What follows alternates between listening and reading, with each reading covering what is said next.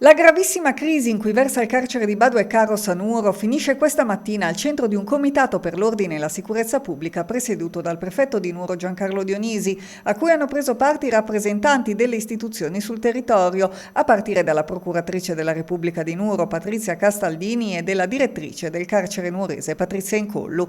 Una situazione che desta preoccupazione su più fronti, dal forte sottorganico degli agenti all'inadeguatezza delle misure di sicurezza, fino al rischio concreto di infiltrazioni della criminalità organizzata a causa dell'alta concentrazione di detenuti sottoposti a regimi speciali. Si è evidenziata la necessità di potenziamento del carcere Badua e Carros sotto il profilo sia della struttura ovviamente e anche del personale amministrativo, cioè della polizia penitenziaria che vi lavora.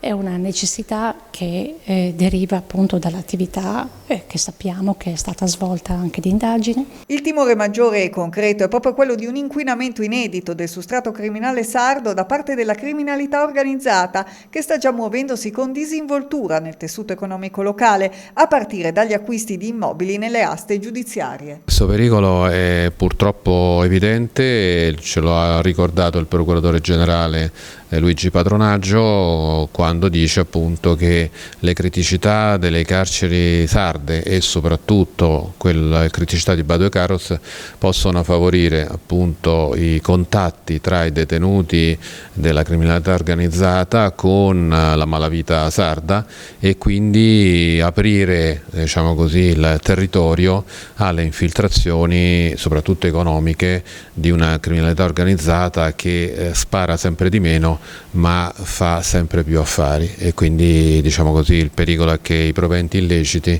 invadano la Sardegna e appunto, come dice lei, inquinino il territorio e l'economia di questa regione.